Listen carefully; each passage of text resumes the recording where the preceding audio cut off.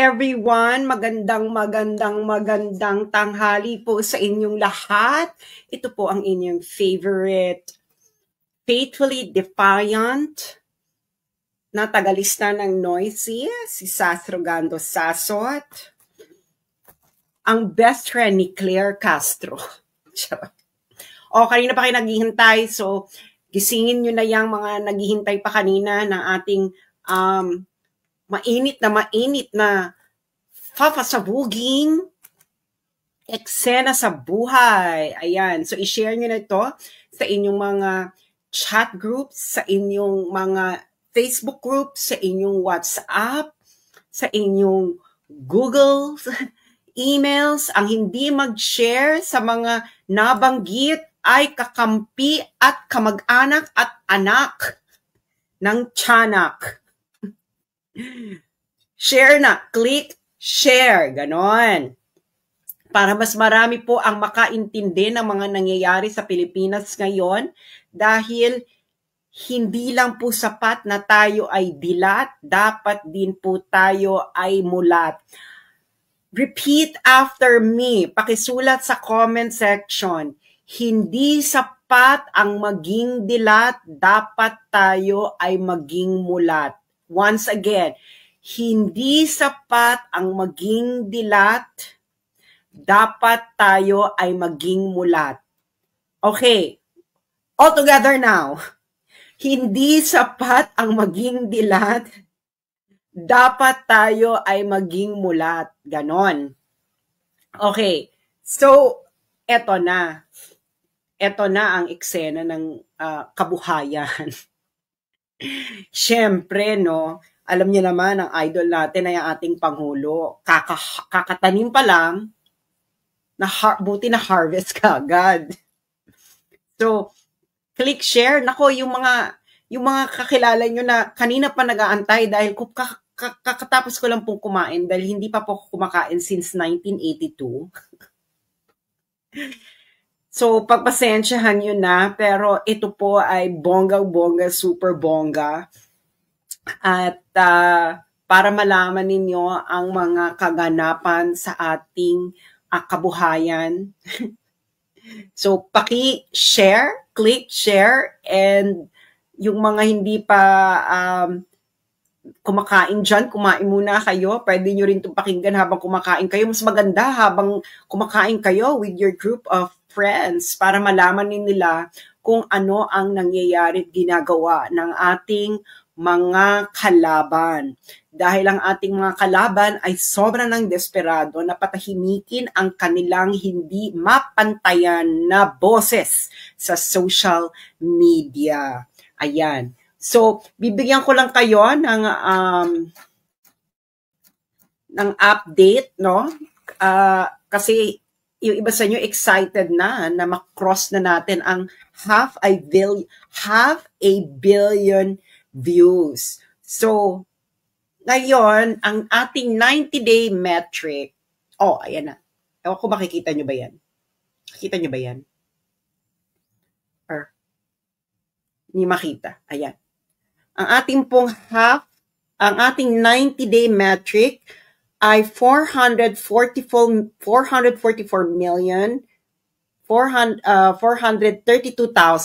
So, ang ating pong 90-day metric ay 444,432,192 views. Ito pong ating quarterly. So, malapit na po tayong mag-cross sa half a billion quarterly views. Okay. So, and this is all organic. Wala po akong paid boosting dahil unang-una wala po akong perang ganyan. Kung may pera man akong ganyan, nagpalagay na ako ng additional kipay. Siguro mga 10. Charot. Maybe additional 10 kipay, ganyan, or 50, ganyan. And of course, ang ating pong engagement ay nasa ano na po tayo. Ang ating quarterly engagement po ay 65,601,236. All organic po ito. Wala pong halong chemical. At kaya desperado na po silang patahimikin ang mga bosses na hindi nila kayang mapantayan dahil mauubusan po sila ng pera. Okay, mauubusan po sila ng pera para ito'y mapantayan. So, ang ginagawa nila ay desperate tactics. Pero nga po, alam nyo po, pag nandito ka sa ganitong eksena sa buhay, dapat hindi ka aanga-anga. Pag aanga-anga ka, di ba? Pag aanga-anga ka, matitimbog ka ng mga ng mga kawatan, ng mga taong ang eksena sa buhay ay manggancho sa 2028. Wala pa akong balak tumakbo ng politika. Hindi pa po, mas marami pa po akong mas gustong gawin sa buhay ko kaysa yung mga sinasuggest nyo. Yan po ay hindi ko po pinangarap yan. Okay, so eto na ang eksena ng ang ating kagandahan, okay, ng ating alindog. I-share nyo na, ayan. Kasi kanina pa kayo naghihintay, di ba? So yung mga naghihintay, nasa na kayo, kanito dami-dami yung excited. Hintayin ko muna kayo, okay? Habang hinihintay ko kayo, magchichismisa muna tayo. Sabihin nyo na yung kanina pa mga naghihintay. Diyos mio, kumakademand kayo, tapos ngayon nasaan kayo?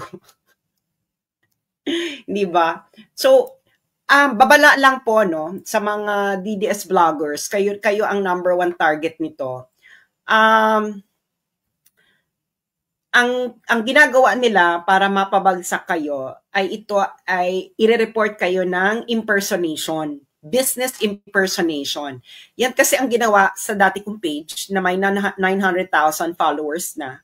Okay? Ang ginawa nila is nireport nila ng business impersonation. So, paano nire-report yung business impersonation? Ang gagawin nila, gagawa sila ng maraming versions ng page mo. Okay? Gagawa sila ng maraming version ng page mo. Sino ang kinokontrata nila dyan? Bangladesh, mga Bangladesh groups. Bakit ko alam? Kasi problema talaga yan sa Facebook, yung Bangladesh at Vietnamese hackers group. Okay, so yun ang gagawin nila. Gagawa yan ng maraming clone ng page mo. Tapos, ang gagawin nila is i-mass report nila yung page mo, sasabihin, ini-impersonate mo yung ibang page. Or yung may-ari ng ibang page, halimbawa, maraming page, sasabihin, ini-impersonate mo sila, mas bongga yun. Di ba? So, ganun ang ginawa nila sa page ko. Gumawa sila ng maraming clone nung For the Motherland at nagtagumpay sila. Siyempre, may mga friends in high place. Bakit ko nalaman na business impersonation ang na-report? Because meron po tayong mga kaibigan, mga cyberpunks na ibinigay po sa akin ang record sa Facebook kung ano ang dahilan ng nireport ako at bakit na-disabled. Hanggang ngayon po, hindi ko pa nababawi yung page ko na yon. Okay? Kahit in-email na ako ng Facebook na ibinalik na raw nila. Pero hanggang ngayon hindi pa nila binabalik. So, ganun po sila ka-desperate. Ngayon, paano po ito maiiwasan? Maiiwasan, hindi po kahit mag-blue badge kayo, hindi kayo makaka-escape dito. So, paano ito maiiwasan? Mag-live po kayo ng mag-live, katulad po nito, lalo na po sa mga personal accounts ninyo. Kasi kung may page kayo, syempre, i-report nila yung personal account mo. But anyway, this applies to both Facebook page and personal account. So, halimbawa ako, ngayon, nagla-live ako, di ba? Nakikita niyo yung pangalan ko dyan. So, ngayon, kung gumawa ka ng clone ng page ko, tapos hindi ka nagla-live stream, tapos, hindi ka naman ganito, hindi naman tayo pareho ng pangalan, hindi tayo pareho ng pagbumuka, paano ngayon ako ma-report na ako, in-impersonate kita? Hindi ba? And yung mga nag-recommend po sa akin mag-blue badge, etc. Hindi ko na po kailangan yan kasi ang tagal-tagal na po akong nire-report for fake name, for ganyan. And ilang beses na po akong kinunan ng Facebook ng ID. So, kaya nga ito, nung nireport yung Facebook page ko, ina-atake rin nila tong personal account ko. So, itong pinapanood nyo ngayon ito, this is my personal account. Okay, meron akong public page before. So, ito, personal account. So, sabay nilang nire-report for impersonation. Okay? doon sa Facebook page, nagtagumpay sila. Kasi hindi ako madalas mag-live doon eh. Nagsusulat lang ako. Dito, ito, hindi nila natimbog. Okay, paano ko nalaman hindi nila to natimbog? Kasi, yung Facebook, minessage ako. Sinabi, i-verify ko raw yung identity ko, magpadala ako ng government ID, ganyan. Nagpadala ako, hindi nila to natimbog. So, ngayon, ngayon, ang gusto nilang gawin din sa page ko, sa Facebook account ko, profile account ko, gusto nilang a very desperate attempts, no? But ang gusto talaga nilang gawin is to physically eliminate me. Kasi habang ako ay may alindog at nakikita at naglalakad at may boses, may kamay, may nasa tamang pag-iisip, merong bunganga, hindi nila ako mapatahimik. Alam nila yan, hindi nila ako mapatahimik. So ang gusto nilang gawin ay ako ay physically eliminate. Siyempre, ang gusto nilang gawin is pauwiin ako sa Pilipinas. Kasi paano mo na nga naman ako mag-physically eliminate kung wala ako sa Philippines? Ganyan ang galawan po sa Pilipinas. Okay? Ganyan ang galawan sa Pilipinas. Alam nyo na yan, hindi ba? Pag ang kalaban sa politika hindi mapatahimik, they will physically eliminate. Halimbawa, ngayon 2025, hindi ba may mga tumatakbo? Malakas ang kalaban. So anong ginagawa nung iba? Pinapakulong nila yung kalaban nila para hindi makapag-campaign, hindi ba? Or kakasuhan nila or worse, ititegi boom boom, di ba? So i-click share nyo na po yan. Huwag po kayong magpapadala ng stars dahil hindi po yan sa akin nire-remit ng Meta. Okay?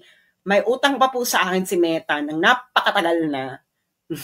Yung subscription ng mga fans ko, ng fans ng page ko, ng about 1 year worth of subscription na hindi nila niremit sa akin.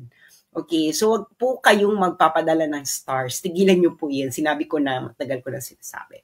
Okay, so now, ipangkain nyo na lang yan. No? Kung gusto nyo magbigay ng tip at ma-support, paano nandyan sa baba na taker. Pero hindi kayo required dahil po tayo ay sanay po tayong maghutom, sanay po tayong magdildil ng asin. Pero ang ating po mga kalaban, hindi po ito sanay magdildil ng asin. Kaya po sila ay ating huhubaran para malaman ito ng taong bayan. Okay, may mga magulang dito, no? Pakinggan nyo ito at maybe kung makita nyo may sustansya akong sinasabi, ipapanood nyo ito sa inyong mga anak, lalo na dun sa mga mahilig maging woke, nang makaramdaman sila ng sampal ng katotohanan. Okay, now, bibigyan ko kayo ng konteksto.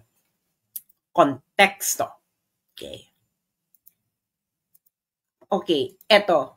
So, naalala nyo, okay, yung NBI, remember, so this is March 25, 2025. So class, meron tayong pop quiz, no? So kumuha kayo ngayon ng 1/4 sheet of paper or kahit anong scratch paper. Kahit yan toilet paper, dyan ngayon na nasa banyo kayo. Okay? Kuha ngayon kayo ng pen and paper. Kahit ano, kasi may pop quiz tayo. Hindi po pwede yan. Ang mag-fail sa pop quiz, magiging Jodic. Okay, meron na bang pen and paper ang lahat? Pen and paper, okay. Pen and paper, meron na. Pen and paper. 1/4 po na crosswise. Meron na, pen and paper, okay. So, okay, tandaan ng date ha? March 25, 2025. Again, class, anong date? Ilista niyo yung date. March 25, 2025. Okay. Now, sabi ng NBI, taps Interpol to go after fake news peddlers. Siyempre, yung fake news peddlers, yan ang makabagong red tagging. Ang tawag niyan, fake news tagging. Hindi ba? Fake news tagging. So, Ngayon, ang sabi niya dito ng ating NBI director, actually ginagalang ko tong NBI director na to, no? Dahil nagkatagpo na kami ito sa ibang klaseng buhay. So ngayon, ang sabi dito ng NBI, anong sabi ng NBI? We respect freedom of speech and expression. But when the line is crossed, when it becomes libel or inciting to sedition, we have to act. Ganyan, sabi ng NBI, ekse-eksena. So ngayon, ano nangyari nung pagkasabi niya nito? Hindi ba si Shelo Magno nag-file ng libel case laban sa akin na yung base niya ng libel case ay isang satirical post, parody, lampooning. Oh, di ba? May mga bago na naman kayong mga vocabulary. Okay, class? I will spell lampooning. Lampooning. Lampooning. Lampooning. Okay, class. Para kasi ginagawa kayong mga engot. Okay? Kasi kami nung 90s, alam namin itong mga terms na to.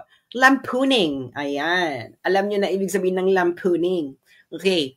So, yung post na to, yun, ay lampooning her. Okay? Of course, bahala na siya sa buhay niya kung paano niya ipapanalo yan at kung paano niya ako. Pero ako, yung mga nagsasabi sa akin na nag-a-advise, ganyan. Actually, may mga nag-o-offer ng help mula sa Pilipinas. Ang sabi ko, ganito ang pagkaprangka ko ha. Ganito ang pagkaprangka ko. Ayoko magkaroon ng utang na loob. Ang taray, di ba? Ayoko magkaroon ng utang na loob. Pag oras ko na, oras ko na. Ganon. Ganon dapat ang eksena sa buhay. Pag oras mo na. Diba? My God, nagawa ko na lahat ng gustong gawin ko sa buhay ko, no? May extra pa. Diba? Ano naman ngayon? Diyos mio. Ngayon, yun ang sabi ko, ayoko magkaroon ng utang na loob.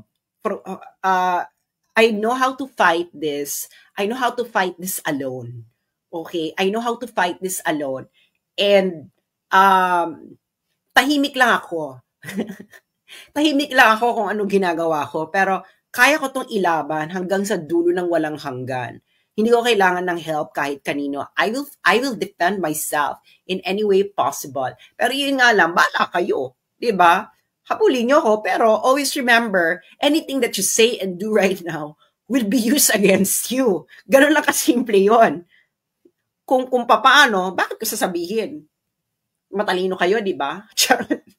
Anyway, so ayan na. So yan ang sinabi niya, di ba? Oh, kasi nga, nasa ibang bansa daw yung mga fake news peddler, ganyan. Syempre, yung mga tinatarget nila sa ibang bansa, yung mga malalaking vlogger, fake news tagging, di ba? Ganyan ang ginagawa nila, fake news tagging, fake news peddler tagging, etc. Pero ko, may panlaban na ako dyan. Pero, hindi ko ilalabanan sa isang arena na alam ko namang kaya niyong manggurgur. Lalaban po tayo sa tinatawag na Miss Universe stage. Dahil, alam niyo naman po ako, cosmological woman. Hindi ba? Bahala na kayo, no? You keep on underestimating your opponents. Anyway, so ngayon, ang ano nila is para ma-extract nila yung mga kalaban nila, ang gagawin nila is inciting to sedition. Ganyan, inciting to sedition ang ine-emphasize nila. Diba? Kasi yung inciting to sedition, baka may laban pa sila dyang ma-extract yung mga political opponent nila pag ganyan. So, anong date uli ito, mga kababayan, mga students? This is March 25, 2025. Hindi ba? March 25, 2025. So, again, siguro naman ay sapat pa ang turin ninyo sa inyong mga utak na alala niyo yung date. Hindi ba? Dalawa lang yan. March 25, 2025 is the date. And of course, kung ano yung sinabi ng NBI director na akin namang ginagalang. Alam ko namang ginagawa mo lang ang trabaho mo. Pero sir, may hangganan ng lahat.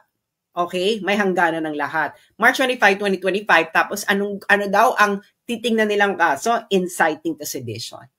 Okay. Ngayon, eto na. Ito na, nandito na tayo sa exciting part. Okay. Ngayon,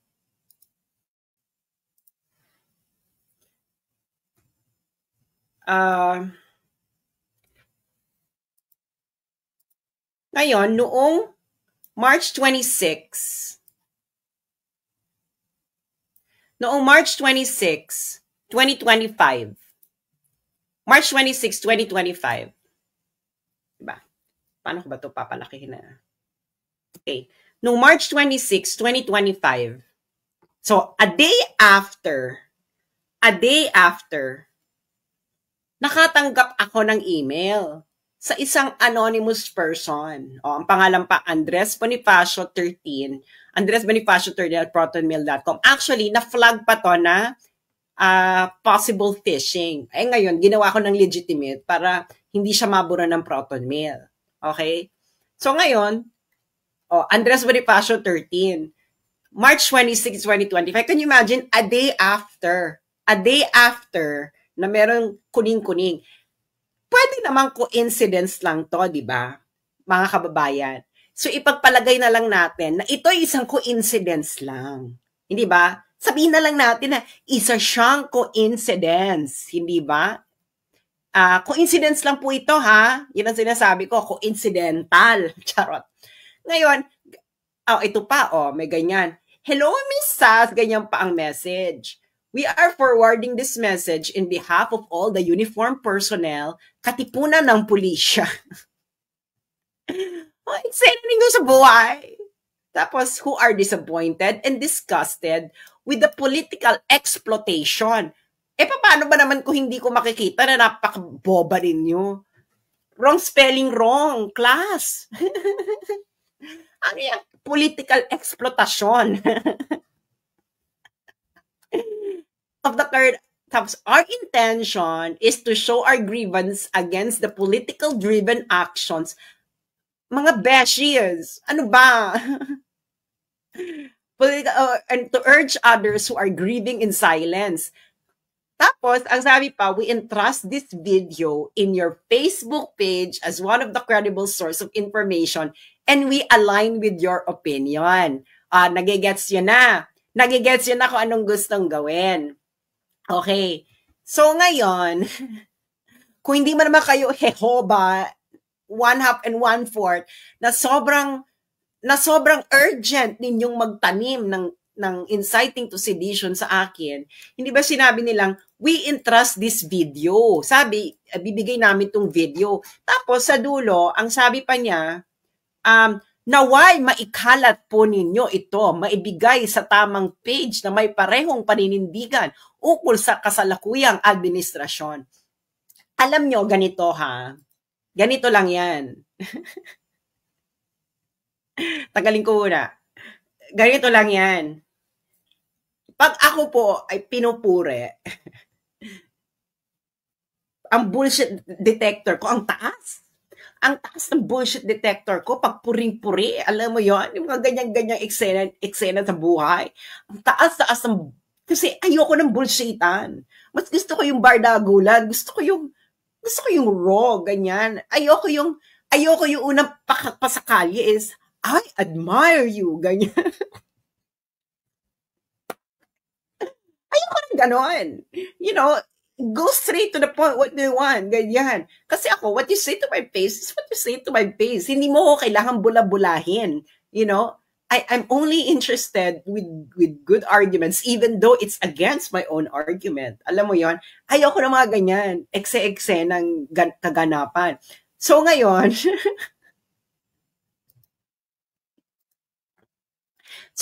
itutuloy na natin. Okay. So ngayon, ito ang nakakaloka. Di ba sinabi, we entrust this video, kuning-kuning. So, di ba pinadali na lang 1853? Tapos walang video attachment.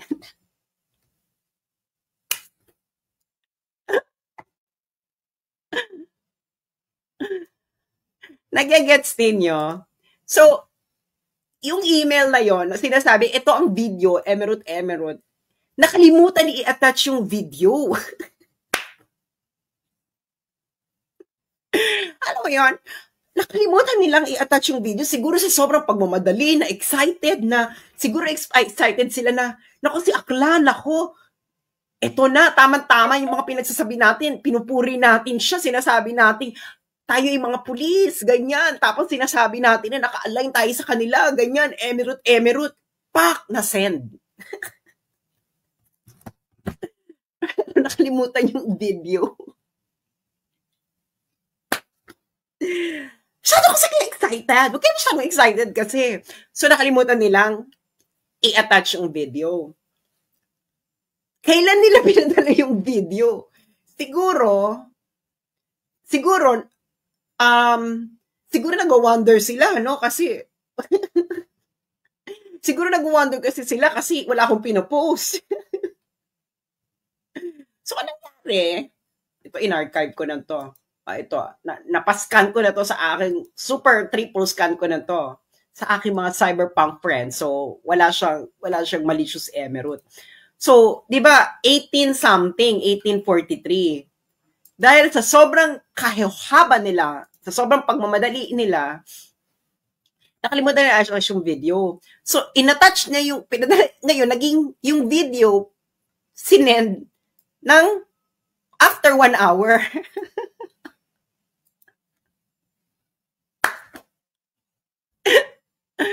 Nagigets yun na. Okay. So, ayan, no? Same person. Okay. Ngayon, ayan na, no? In-attach yung video. Ayan yung file. Okay?